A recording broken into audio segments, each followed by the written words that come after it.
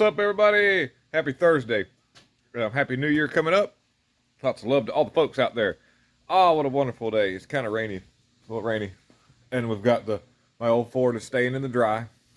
Keeping her nice. So, check this out. I mentioned something a few episodes back about Tory Marris from Tory Says. And caught wind of this through Patrick Byrne. She's on Twitch. If you go on Twitch, you can find her. You have to subscribe to her. And so, anyhow, I'm learning more about this woman. I need to subscribe to her. I have not. I'll be absolutely honest with you. I remember about this woman, but now that Patrick Byrne reminded me, it's like, okay, now I'm putting all the connections together. Because I watched a lot of the affidavits to be heard when they were denied any kind of like legal standing. Well, we know that the people picking process, facts taking, making machines that chooses our leaders when we put our thing in there, when we circle our little dot-a-roo, she had allegations as to what she had seen in a backdoor deal done with Department of Justice, and did a signed affidavit, and that machine company called her a liar. Well, she's suing them in defamation of defamation of character, which is legal. Because what it is she's tied in with some kind of intelligence agency that has something to do with, Patrick Byrne. If you look into his history, he actually is a U.S. Marshal of some sort, where he was, granted powers because of his financial skills. Let me answer the phone. I'll be right back. We're back. All right, so gotta remember where I was at. So he was deputized because of he has a lot of skill with numbers. He's a financial guy. He's a broker. He started Overstock.com. So he was in position to work with certain people as intelligence for agencies to do. So they had lots of stuff, rabbit hole to go down. But this is legit. And he said when he met Tory, he said, I remember you from somewhere. And it took him a minute. And this is his words, flustered she was. And the next day or so later, they met up again because this is an ongoing process right now. And she noted that she had met him 3 times. And she named one specific time where she was in disguise because when he was dealing with these people, he was involved with, so I guess during the sting operation he was involved in, he had certain security ops that he didn't even know about. He said this woman was in, she described herself in a disguise, put the time, the place, the event, London, I seen you, I was watching over you with some of the other intelligence. And he was like, wow, okay, so there would probably only been like just a handful of people that would have known that up until now. Now we all know. But, so what I'm getting at is there's a strong chance that her story is quite credible. And when you look into her story, which I cannot say on here right now because of the certain censorships of the she is she's going to bring to light a lot of information. And apparently with her stories lining up, she may be very credible. So this is happening all in Chattanooga, Tennessee.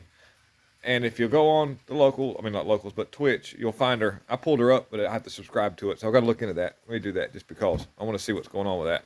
So anyhow, a little bit of other news today. And this is pretty good stuff.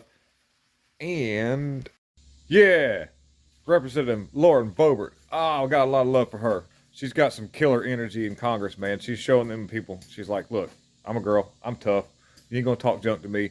She apologized to begin with for some of the remarks that she said to Ilhan Omar in Congress, or about her in Congress, about her being involved with her brother sexually. But Ilhan Omar was. Ilhan Omar was proved to be involved with her brother in that manner through a DNA sample found through, I do believe, I read a story about a cigarette butt that was found in a cell that she was being held in back when she was an activist and was arrested in her own country for doing violent crimes. That cigarette had her DNA on it. Well, they matched her DNA they matched Ilhan Omar's DNA up with her brother's DNA. So that proved that case. That happened. So when Lauren Boebert blasted her blasted Ilhan Omar in Congress about that. She was not lying. This really did happen. And also, like I mentioned, the reason why they were able to obtain that DNA sample was because of the fact that she was being held in a cell because of a violent crime that she was committing as an activist in her own country. Okay? She's in Congress right now, by the way. Ilhan Omar is. So, when Lauren Boebert apologized to Congress about that, they didn't give her any. When Lauren Boebert apologized for saying what she said about Ilhan Omar being that the left didn't let it go. They doubled down on Lauren Boebert about the remarks that she said, the true remarks that she said about Ilhan Omar. Well, Lauren Boebert has learned her lesson, and she's like, back to the self that we like. And she's firing off on these people, and she's not apologizing. She's doubling down on her narrative because she is right. She destroyed the Biden administration with this tweet right here.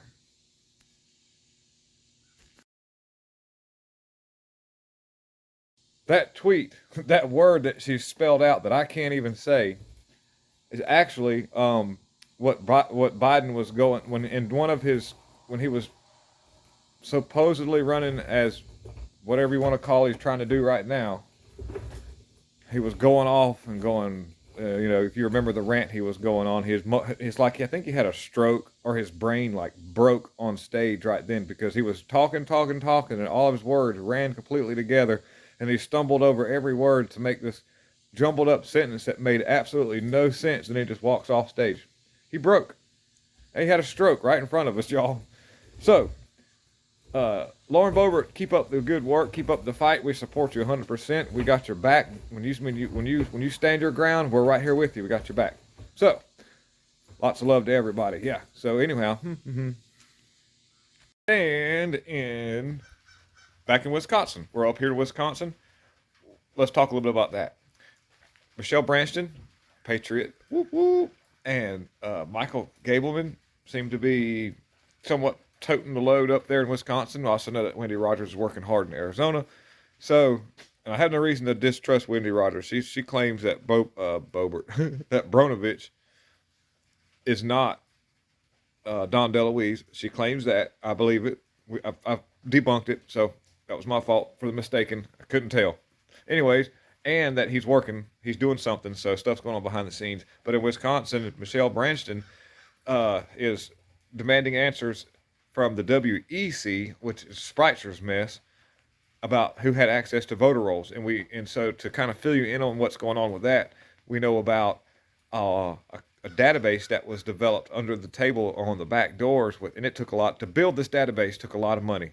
Somebody paid for that. The database gave them the ability to monitor real-time voters in certain areas, and also to, I guess, it just provided an extremely unfair, and also it looks like it violated some, actual civil rights and maybe even like, what do you call it, where it did a lot of bad stuff. This app they developed enabled them to do some extremely nefarious acts, because if they know votes in real time, then they know how to manipulate numbers in real time.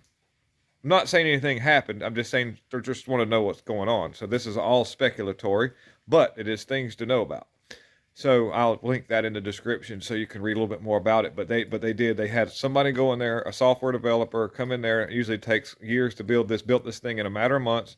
It works and pings off all cell phone data and harvested information through Zuckerberg, and it damages it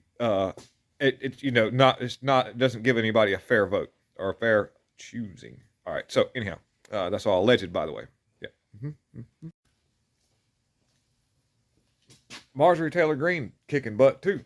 She's looking really good at the polls. She's going to be cruising into a real nice reelection. Way it's looking, and that's all thanks to her actually being a patriot and standing up for America and not backing down to the left or she did apologize too. I think they're all learning a big lesson about how this all works and all, because of the fact that, if you've dealt with a crazy person with mental issues, apologizing to them usually only makes it 10 times worse on you, because they find your weakness. And she did all that and tried to apologize. I remember when she wanted, she was trying to make things, more not so equitable, or she was standing up for American rights and gender equality, not equity. And she got blasted by the so-called National Guard. They had National Guard actors come in there and do this video where they tried to embarrass her publicly, but luckily she was not in the office.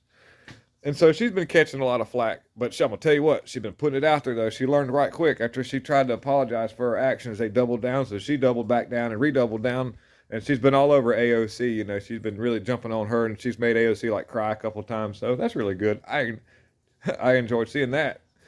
That's some of that patriot porn right there. Anyways, so looking like she's going to be selling into 2022 really well. So send a lot of love and support her way. And definitely something to talk about right now is there's Americans of clergy and several other like peacekeeping parts of American people that were over there working as civilians in Afghanistan that Biden's regime is actually actively impeding the rescue of. He's making sure that this doesn't happen. So, and we know why, because if they get these people over here, they're going to talk, and it's going to be a bunch of mess, and it's going to make them look even worse. So he's found it in his best interest just to say, to heck with you people, stay over there and don't make me look bad.